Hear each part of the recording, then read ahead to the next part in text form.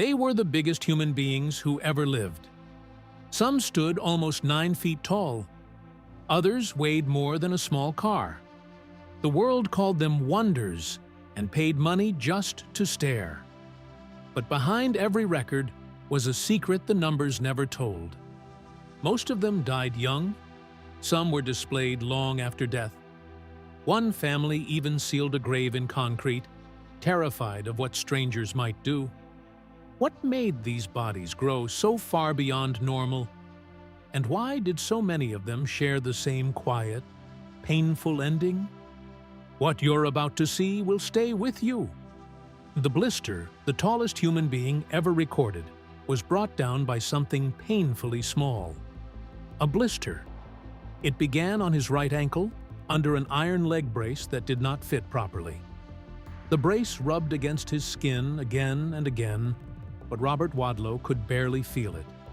His body had grown beyond what his nerves could properly handle, and by the time anyone understood how serious that small wound had become, infection had already taken hold. Robert Pershing Wadlow was born on February 22, 1918, in Alton, Illinois. His parents were ordinary in height, and when Robert arrived, nothing seemed unusual. He weighed 8 pounds and 7 ounces. He looked like a normal baby. There was no warning in the room, no sign that this child would become the tallest person in recorded history. Yet inside his body, something had already gone wrong. His pituitary gland was enlarged. That condition is called hyperplasia, and it caused his body to release too much growth hormone.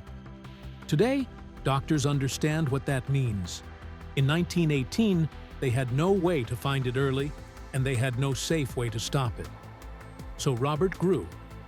By the age of 5, he was already 5 feet 4 inches tall and wearing clothes made for teenagers. Around 8, he grew taller than his father, who stood 5 feet 11 and a half inches. Robert was also strong enough to carry his father up the stairs of their home. By 9, he was 6 feet 2. At 10, he had reached 6 feet 5 and weighed 210 pounds. Before long, he moved past 6 feet 6. Then came the first real sign that his body was becoming too much for itself. When Robert was 14, he slipped in the street and broke 2 bones in his foot. After that injury, he needed a leg brace.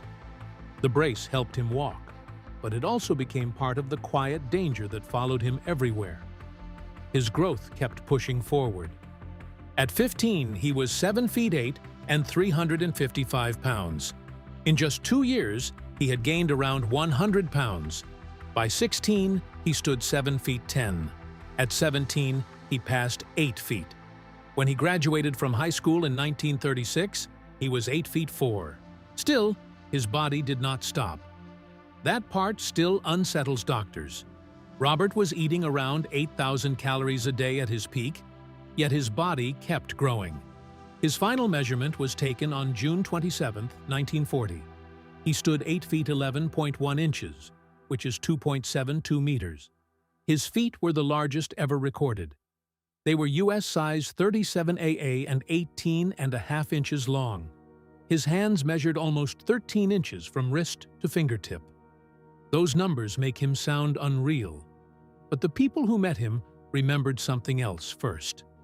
They remembered a gentle young man, a polite one, a person who wanted an ordinary life. He never used a wheelchair. Then came July 4, 1940. Robert was appearing at the Manistee National Forest Festival in Michigan when a new iron brace began rubbing against his right ankle. Since he had almost no feeling in his feet, he did not notice the wound forming.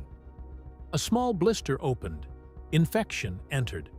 His body, already under extreme strain, now had to fight something it could not afford.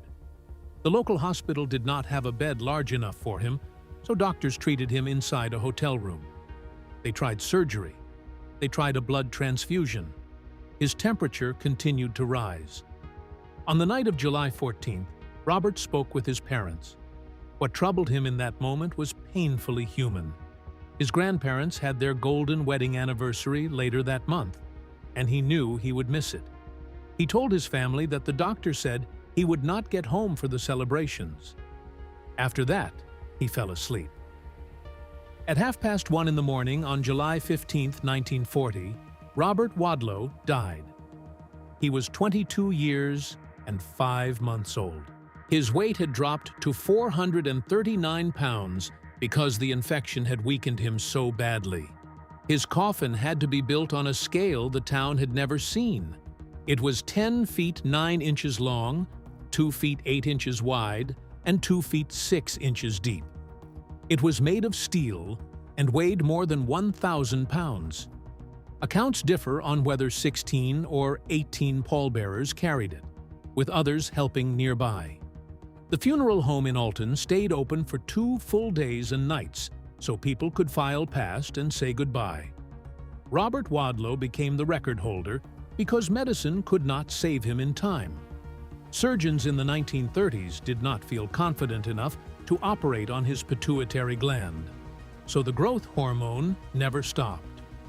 Today, pituitary gigantism can often be treated surgically.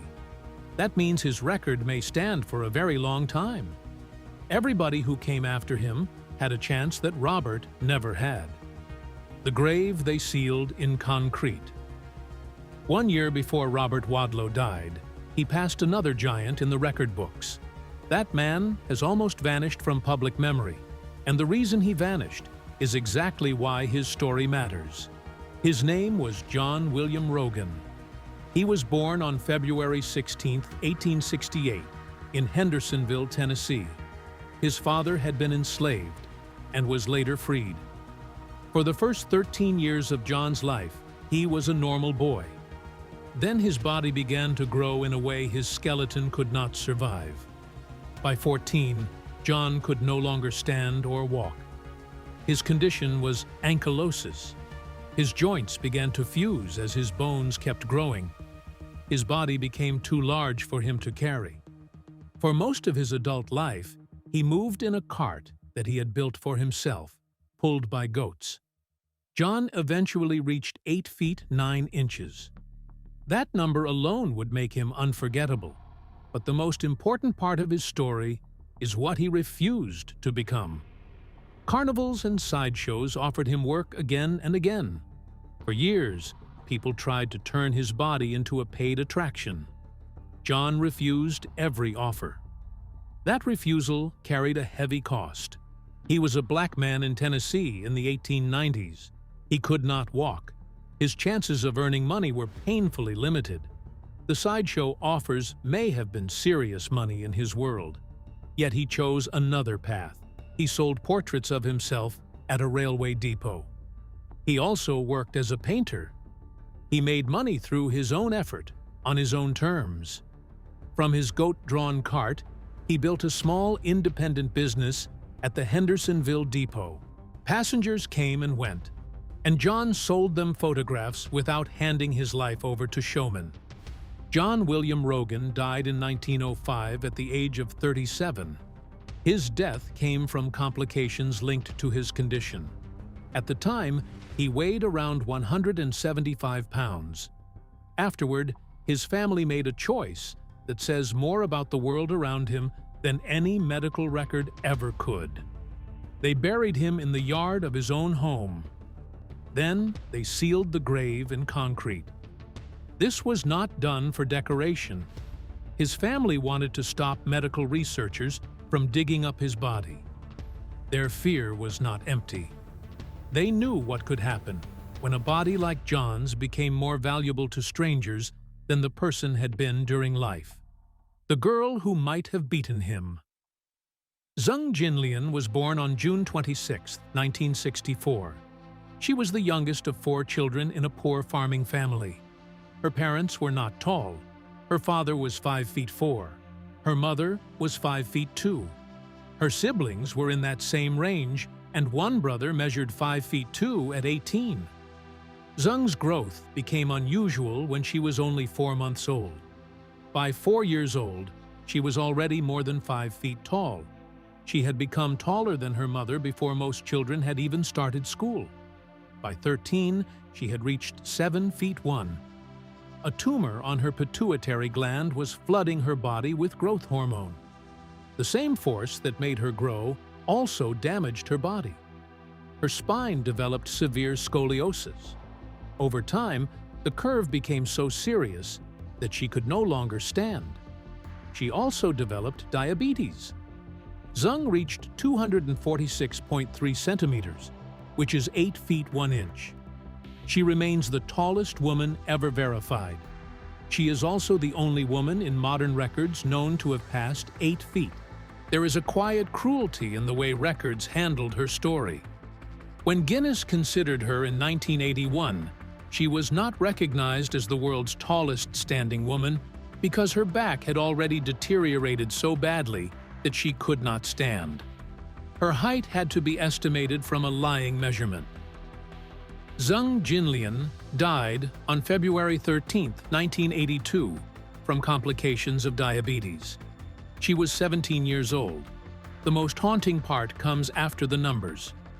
Researchers have compared her growth curve with Robert Wadlow's at the same ages. Their theory is that, had Zong lived as long as Robert did, she may have outgrown him. The tallest person in history may have been a teenage girl from a farming village in Hunan. The Big Girl of Edam. Now the story moves back more than 3 centuries to the Netherlands, where a case remains impossible to prove and impossible to forget. Treintje Kiever was born in April 1616. People in her own time claimed she grew somewhere between 8 feet 4 and 8 feet 6. Because of that, she became famous across Europe.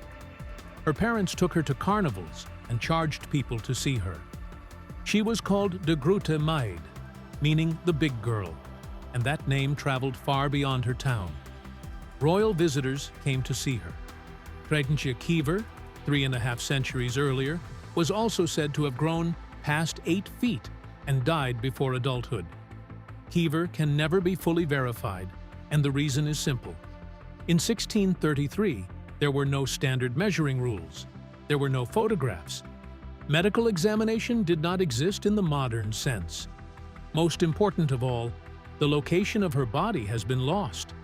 Without a skeleton, nobody can confirm her height or identify the condition that caused her growth. So she remains trapped in the footnotes of history. She may have been the tallest woman who ever lived. 86 years in a glass case. Edward Beaupre was born on January 9, 1881. As a boy, Edward wanted to be a cowboy. That dream faded as his body grew too large for any horse to carry him comfortably. So he became a strong man. He traveled and performed. Audiences watched him bend iron bars and lift horses onto his shoulders. He reached 8 feet 2.9 inches. The horse lifting was real. It was not just a poster claim. Night after night, in front of paying crowds, Edward hoisted a full-grown horse across his shoulders. He also wrestled. In 1901, he fought Louis Cyr. Edward lost, but the match still matters because it shows the level he had reached. He was competing in the world of strength, not only being stared at because of his size. All the while, tuberculosis was weakening him. On July 3, 1904, Edward Beaupre was performing at the St. Louis World's Fair when he suffered a pulmonary hemorrhage and died. He was 23 years old. After death, his story became even colder. His family could not afford to bring his body home. It was embalmed, and then it was displayed. For decades, his remains passed through the hands of showmen. Eventually, they ended up at the University of Montreal, where the mummified body of a Métis strongman from Saskatchewan sat as an anatomical specimen. His family spent years trying to bring him home. In 1990, Edward Beaupre's ashes were finally returned to Willow Bunch and buried. He died in 1904. He was buried in 1990. 86 years passed before that final dignity was given back to him. Now, the concrete over John Rogan's grave becomes easier to understand. In Tennessee in 1905, his family saw the same world clearly. They knew that some people would treat an extraordinary body as an object even after death. Doctors at the University of Virginia used gamma knife radiosurgery. The tallest soldier who ever marched. Vaino Myllyrinne was born in Finland in 1909, and his story belongs in a place where human size meets military discipline. He grew to 8 feet 3 inches, or 2.514 meters, which places him among the 20 tallest people ever verified in history. Even among giants, he stood near the top. Then came the part that made his life even more unusual. He served in the Finnish Defense Forces, and because of that, he is recognized as the tallest soldier ever to serve in any army, anywhere in the world.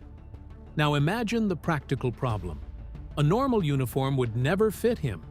Standard issue boots would be useless. A regular bunk would leave his body hanging over the edge. A trench would give little cover to a man who stood 8 feet 3 inches tall. For an army, this was more than a strange detail. It was a real logistical headache. Finland later fought the Winter War against the Soviet Union in temperatures that dropped below -40. In that kind of cold, every piece of clothing mattered. Every boot, coat, and sleeping space had to work. For a man of Myllyrinne's size, even the simplest military item became a custom problem. His height also made him impossible to ignore. On a battlefield, where soldiers tried to stay low and hidden, he would have stood out from a great distance. His growth did not follow a simple path either. In his early 20s, he was already around 7 feet 3 inches tall. Then his body seemed to settle for a while. After that pause, something changed again. In his 30s, he started growing once more, and over time he added another full foot. Vaino Myllyrinne died in 1963. His record remains one of the strangest in military history, because armies are built around standards, and he was a man no standard could hold. The 22-pound baby. This chapter begins with 2 remarkable people, then leads to a child whose record still stands. Anna Haining-Swan was born in Nova Scotia in 1846. She grew to around 7 feet 11 inches. Martin Van Buren Bates was born in Kentucky in 1837. Their lives crossed while they were touring. Soon after, their names were linked together everywhere they went. They married in 1871, and the Victorian press called it the marriage of the giants. The attention reached the highest levels of society. For each other, they were 2 people who finally understood what it meant to live in bodies that the world had never been built to fit. So they built their own world. In Seville, Ohio, they had a house made to their size. The ceilings rose 14 feet high. Their first child, a daughter born in 1872, was reported to weigh around 18 pounds. She did not live. 7 years later, Anna became pregnant again. This time, the child would enter medical history. In January 1879, Anna gave birth to a boy reported at around 22 pounds. Some accounts place his weight as high as 23 pounds 12 ounces. His length was roughly 30 inches. 30 inches at birth. 13 people to turn him over. Now the story moves to another kind of human size, and to the man who stood at the very top of it. John Brower Minnock was born on the 29th of September, 1941, in Washington State. He was 6 feet 1 inch tall. He worked as a taxi driver. His life, at first glance, had ordinary parts: a job, a marriage, a family. Then his body began moving into territory that medicine could barely measure. At 12 years old, he weighed 294 pounds. By 22, he weighed 392. By March 1978, he was 36 years old and in serious danger. He went into cardiac and respiratory failure. An endocrinologist estimated his weight at around 1,400 pounds, or 635 kilograms. In October 1981, he was readmitted at 952 pounds. He died in September 1983 at the age of 41, weighing close to 800 pounds. His casket occupied 2 burial plots, yet the number on the record page is only part of the man. 500 pounds in 3 months. Carol Yager was born in Flint, Michigan in 1960. She is recorded as the heaviest woman in history. Her peak weight is usually given as around 1,200 pounds. Other figures have been repeated over the years, with some claims rising as high as 1,600 pounds, but those numbers have never been verified. The confirmed story is already overwhelming. A body mass index of 204, Khalid bin Mohsen Shari was born in Saudi Arabia in 1991, and his case belongs to the modern era. It is the story of extreme weight, advanced logistics, and direct state intervention. He reached 620 kilograms. That is 1,370 pounds. His height was 5 feet 8 inches. When those numbers are put together, his body mass index comes out to 204. A BMI of 30 is classified as obese. A BMI of 40 is severe. Shari's number rose more than 5 times above the obesity threshold. His body eventually left him bedbound. In 2013, the King of Saudi Arabia personally ordered his hospitalization. Getting Shari out of his home required removing part of a wall. A forklift was used to move the bed. After that, he was flown to Riyadh on a specially fitted aircraft. His treatment brought a result almost impossible to imagine.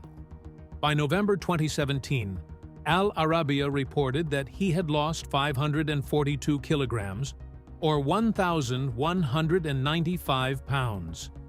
That is the largest weight loss ever documented, surpassing John Brower Minnock's record. Shari is still alive. His story also shows how much the outcome can depend on the support around a person. In 1978, John Brower Minnock had to be moved by ferry boat and needed 13 people just to turn him over. More than 3 decades later, Shari was lifted from his home through a wall, carried by special equipment, flown by a fitted aircraft, and treated through a level of support that only a state could provide. The human body was one part of the story. The system around the body changed everything. The chest that measured. 10 feet, Robert Earl Hughes was born on the 4th of June, 1926, in Illinois. A childhood illness damaged his pituitary gland, and from that point, his weight began to move beyond ordinary limits. He eventually reached around 1,069 pounds. For years, before John Brower Minnock, Hughes was considered the heaviest man in recorded history. Yet, the record still tied to his name is more specific. Robert Earl Hughes had the largest chest measurement ever recorded on a human being. It measured 315 centimeters around. That is 10 feet 4 inches. Hughes toured with a carnival, which placed him in front of paying crowds. His body became the reason people came to look at him, yet his life was moving under the pressure of serious illness. He died in 1958, at the age of 32. The cause was uremia following measles. One story about his burial has been repeated for nearly 70 years, and it needs correction. People often say he was buried in a piano case. The real account is more precise. He was buried in a custom-built casket that was similar in size to a piano crate. That similarity is where the legend began. That correction is a fitting place to end this story, because behind every record was a person trying to keep hold of dignity while the world stared at the body.